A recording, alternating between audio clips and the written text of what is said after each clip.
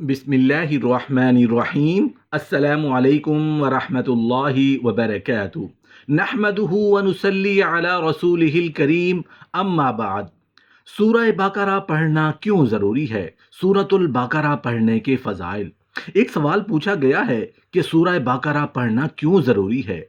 सूरह बकरा को रोज़ पढ़ना चाहिए या एक दिन छोड़ के पढ़ना चाहिए? कहा जाता है कि सूरह बकरा पढ़ने से घर में शयातीन दाखिल नहीं होते। क्या ये बात दुरुस्त है? मोहतरम नाजरीन, आपको सूरह बकरा मुसलसल पढ़नी चाहिए। अगर ख़त्म हो गई है फिर दोबारा शुरू कर लें, उसके मुताबिक ही अमल करना है। हज़रत अबू बकर सिद्दीक़ रज़ियल्लाहु अन्हु का कौल है, फरमाते हैं कि सूरह बकरा मुझे याद नहीं हो। क्या आपको लगता है कि वाकई हज़रत अबू बकर रज़ियल्लाहु अन्हु का हाफ़ज़ा कमज़ोर हो गया होगा? नहीं, ऐसा नहीं है। बल्कि जो इंसान सूरतुल बकरा को पढ़ता रहता है, तिलावत करता रहता है, उसके ज़िक्र को ज़बान पर जारी रखता है, तो इब्लीस लाइन और शातिर जिन्नात की हर मुमकिन कोशिश होती है कि ऐसे इंसान को किसी तरह सूरतुल बकरा पढ़ने से रोका जाए। ये सूरत उसे याद ना करने दी जाए कि अगर कोई इंसान इस सूरत को पढ़ेगा और याद कर लेगा तो हमारा वार उस पर चल नहीं पाएगा। सूरतुल बकरा का पढ़ना हमें बेबस कर देगा। सूरतुल बकरा में इतने अहकामात हैं कि उलमाए कराम मुत्तफिक हैं कि इसमें तकरीबन 1000 अहकामात हैं। पढ़ो भी, अमल भी करो तो जिंदगी में इस्लाम आ जाएगा, तो शैतान खुद ही भाग जाएगा। रसूलुल्लाह सल्लल्लाहु अलैहि वसल्लम ने इरशाद फरमाया कि अपने घरों को कब्रिस्तान न बनाओ। जिस घर में सूरतुल बकरा पढ़ी जाए वहां शैतान दाखिल नहीं हो सकते। जिस घर में सूरतुल बकरा पढ़ी जाए उस घर में और उस घर के अफराद पर जादू टोने के असरात ख़त्म हो जाते हैं। सूरतुल बकरा पढ़ने से ज़िंदगी आसान हो जाएगी, ज़िंदगी में सांस लेना आसान हो जाएगा। सूरतुल बकरा पढ़ने से ज़िंदगी में फंसे हुए काम, बिगड़े हुए काम सीधे होते चले जाएंगे। सूरतुल बकरा पढ़ने से अल्लाह की ऐसी मदद शामिल हाल हो जाएगी जिसके मुतालिक वहम व गुमान भी नहीं होगा। दुश्मन दोस्त बनते चले जाएंगे। सूरतुल बकरा पढ़ने से सर टूटे हुए रिश्ते जुड़ते चले जाएंगे। रिज़्क और रोजगार के मसाइल हल होते चले जाएंगे। घरों में बरकतों का नज़ूल होना शुरू हो जाएगा। घरों में और ख़ानदानों में झगड़े ख़त्म होकर अमन और सुकून मिलना शुरू हो जाएगा। सूरतुल बकरा पढ़ने से मुसीबतें, बीमारियां और परेशानियां ऐसे गायब होंगी जैसे पहले कभी उनका वजूद ही नहीं था। रसूलुल्लाह सल्लल्लाहु अलैहि वसल्लम ने फरमाया, मुझे सूरतुल बकरा की आखिरी आयत अर्श के नीचे एक खजाने में से दी गई। मुझसे पहले ये आयत किसी नबी को नहीं दी गई। यानी आप सल्लल्लाहु अलैहि वसल्लम की खसूसियत है कि ये आयत आपको नसीब हुई। एक और रिवायत से ये बात पता चलती है कि जो शख्स रात के वक्त ये आयत पढ़ लेता है तो वो उसे हर चीज़ से काफ़ी हो जाती हैं। तो आप रोज़ाना उसको पढ़ने की आदत बनाएं, चाहे किसी नमाज के बाद पढ़ लें या सोने के वक्त पढ़ लें, क्योंकि इन आयात की फजीलत बहुत ज़्यादा है। इन आयात के तर्जमे में जो ख़ास बात की गई है, पहले तो उस पर ईमान पर बात है कि रसूलुल्लाह सल्लल्लाहु अलैहि वसल्लम खुद भी ईमान लाए और सारे मोमिन भी। किन किन चीज़ों पर? अल्लाह पर, मलाइका पर, कुतुब पर, रसूलुल्लाह पर। दूसरी अहम बात कि हम रसूलों के दरमियान फ़र्क नहीं रखते। फजीलत जो अल्लाह ने उनको दी है, हमारा फ़र्ज़ बनता है कि हम सब उन पर ईमान लाएं।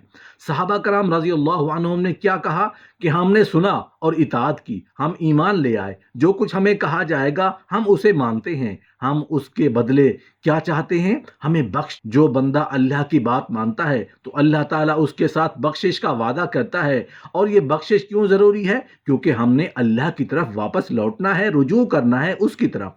हर बंदे से हिसाब उतना ही लिया जाएगा जितनी वो इस्तिताअत रखता है। उससे ज़्यादा उससे नहीं पूछा जाएगा, चाहे जिस्मानी सेहत हो, चाहे आमाल हो, चाहे औलाद हो, चाहे माल हो या कुछ भी। हर शख्स का हिसाब उतना ही है। उसको उसी मिलेगा जिससे नेकियां की, और उसी के ज़िम्मा है जो उसने गलत काम किए। फ़ायदा भी उसी का है अच्छे काम करने, और नुकसान भी उसी का है बुरे काम करने का। फिर हम दुआ करते हैं कि ऐ अल्लाह, अगर हम भूल जाएं या ख़ता हो जाए तो हमें मत पकड़ना, मुआखज़ा मत करना। अल्लाह हम पर वो बोझ ना डालना जो हमसे पहले लोगों पर डाला। ऐसी किसी आजमाइश में न डालना जिसकी हमारे में सकत नहीं। मरते वक्त अल्लाह से अच्छाई का गुमान रखो। जब तकलीफ़ की शिद्दत होती है तो गुमान अच्छा रखना सबसे मुश्किल काम है। उस वक्त फ़ौरन मायूसी की तरफ सोच हो जाती है। रब्बना वला तुहम्मिलना मा ला ताक़त लना बिह वाफ़ु अन्ना वग़फ़िर लना वरहमना। ये जो 3 लफ्ज़ हैं जब इंसान पढ़ता है तो सोचता है कि ऐसा क्यों है, माफ़ कर दे, बख्श दे, रहम कर, क्योंकि ये बहुत शदीद ज़रूरी है हमारी। ऐ अल्लाह माफ़ कर दे, हम बहुत गलतियां करते हैं। इसमें ताकीद और तकरार है। अल्लाह हमें इसकी दुआ को पढ़ने, समझने और अमल करने की तौफीक दे। हज़रत अब्दुल्ला बिन अब्बास रज़ियल्लाहु अन्हु बयान करते हैं कि एक दिन हज़रत जिब्राईल अलैहिस्सलाम रसूल अल्लाह सल्लल्लाहु अलैहि वसल्लम के पास बैठे हुए थे कि आपने बहुत ज़ोर की आवाज़ सुनी। जिब्राईल अलैहिस्सलाम ने अपना सर उठाया और कहा कि आसमान का एक दरवाज़ा है जो आज खुला है, आज से पहले ये दरवाज़ा कभी नहीं खुला। और उस दरवाजे से एक फरिश्ता उतरा जो जिब्राईल ने कहा आज से पहले ये फरिश्ता ज़मीन पर नहीं उतरा।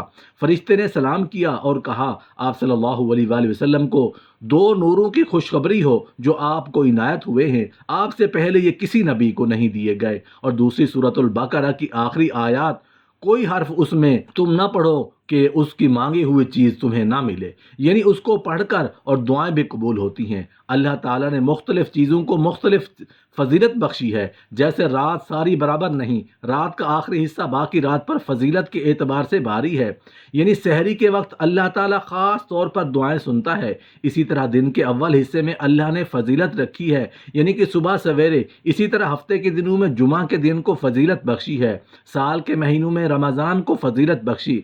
इसी तरह जगहों के एतबार से अल्लाह ताला ने मक्का को ख़ास तौर पर चुन लिया। इसी तरह पैगम्बरों में से बाज़ को फजीलत बख्शी। इसी तरह अल्लाह ने बाज़ आमाल पर बाज़ आमाल को फजीलत बख्शी।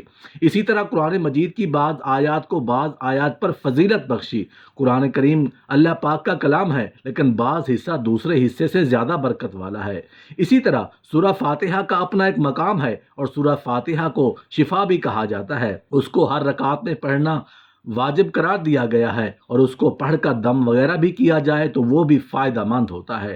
तजर्बे से ये बात साबित है कि जब सहाबा कराम में से किसी एक ने रास्ते में किसी सफ़र के दौरान एक कबीले के सरदार को बिच्छू ने काट लिया तो उस पर दम किया गया तो उसको आराम आ गया, हालांकि उसको किसी और चीज़ से फ़ायदा नहीं हो रहा था। ये जो खसूसियत सूरतुल फातिहा के अंदर है वो किसी और हिस्से में इसी तरह नहीं आती।